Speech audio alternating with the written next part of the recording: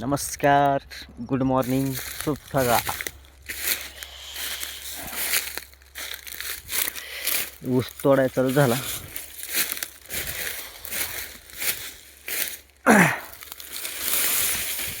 हातलाई कारखाना, अण्णासाहेब पाटील, सुधीर पाटील या कारखाना भाऊ गोळ पावडर कारखाना चाललाय. 27 भाव.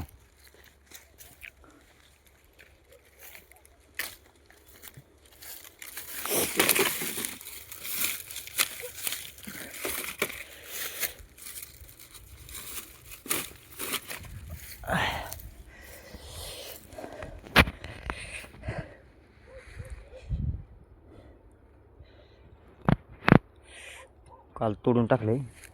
काल कारखाना बंद असल्यामुळे काय आली नाहीत, त्यामुळं आज येणार आहे.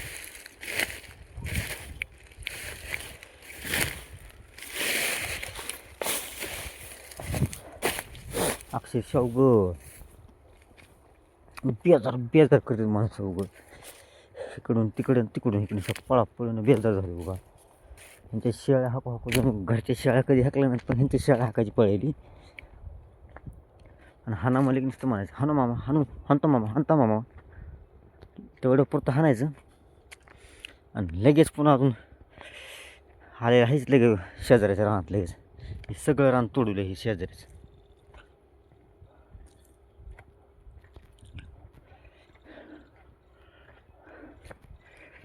सांगितलेलं कळत नाही, काय नाही. पुन्हा अजून म्हणायचं, असले माणसं आम्ही कधी कुठं बघितलीच नाही एवढं कालवा करतात. थोडं जनावर इकडे तिकडे जात असते. अहो जात असते मला महत्त्वाचं आहे, पण दुसऱ्याचं वाटोळ व्हायला ना. शेजारी कसा गप बसून तसं.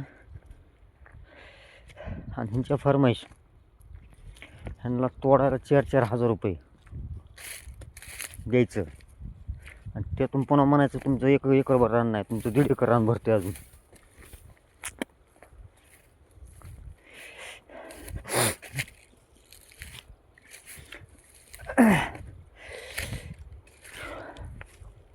त्यांची फरमाईश पुन्हा सकाळ ह्यांना चहा आणून द्या, पुन्हा म्हणा बिस्किट आणून द्या.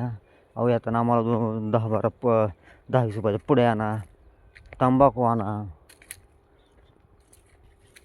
सगळं ह्यांनाच देऊन टाका. मी आता ह्यांना म्हणलं ऊस तुमच्या नावावर घालून टाका म्हणलं. त्या आईला मुळे झंझट न का आम्हाला.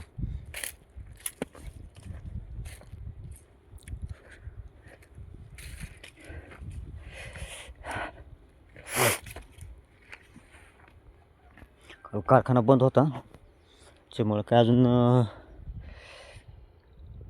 वाहन आले नाहीत.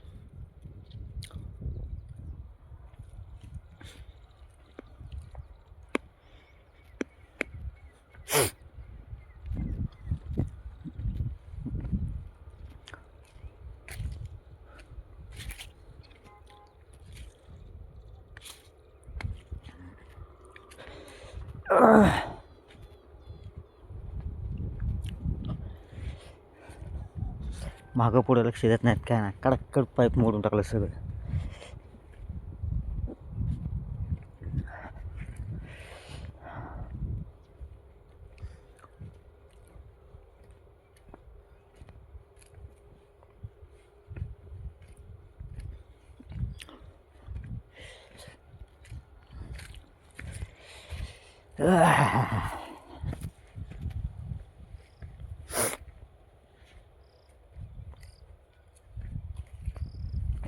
गहू बिन पाण्याचं गहू आहे.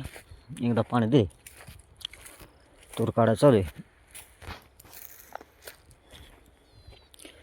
यंदा तुरीचं उत्पन्न नाही काय हातात, कारण सगळे तूर पावसानं सगळे हीच झाली, आले नाही. काय जेवढी आली नाही तोडले घेतं गहू पिरून टाकला लगेच. हरभऱ्याला पाणी द्यावं ते